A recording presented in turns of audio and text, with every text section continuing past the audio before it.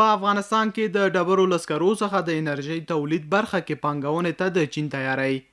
د برېښنا شرکت مسؤلین وایي د چین د سوداګرۍ خونو استازو د برېښنا شرکت له اجرایوي رئیس سره لیدنه کې ویلي هیواد یې لیوال دی په افغانستان کې د ډبرو له سکرو څخه د 1500 میګاواټه برېښنا د تولید دستګاه پر جوړولو پانګونه وکړي. د چین د سوداګرۍ خونې استازي راغلي وو، د هغوی سره مو خبرې وکړلې. هغوی غواړي چې په افغانستان کې د سکرو برېښنا تولید کړي چې تقریبا دوی 1500 میګاواټه ظرفیت باندې یاده کړله. دستګاه جوړوي چې 1500 میګاواټه د سکرو څخه به برېښنا تولیدوي. اقتصادي کارپوهان د انرژۍ تولید برخه کې د چین پانګونه ګټوره بولي او وایي په نړیوال سټنډرډ د ډبرو سکرو کیندنه او له دې لارې د انرژۍ پر تولید پانګونه کولی شي افغانستان د انرژۍ تولید برخه کې پر ځان بسیا کړي.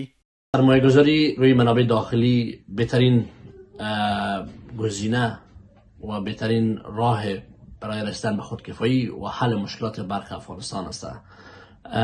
مگر نیاز است که سرمایه‌گذار خارجی با همکاری نزدیک یا مشارکت با سرمایه‌گذار یا سکتور خصوصی افغانستان مشترکاً روی سرمایه‌گذاری کنند. سرمایه‌گذاری در جهت تولید برق نسبتاً سرمایه‌گذاری استراتژیک و زیربنایی پنداشته میشه و از اهمیت بالای دوام و زیربنایی بودن برخوردار است. خوشبختانه معادن وافر زغال سنگ در کشور موجود است که در صورت استخراج معیاری از او که ضایعات در استخراج پایان بیاید، ضایعات زغال سنگ، هم امکان داره که بتانیم برق تولید کنیم.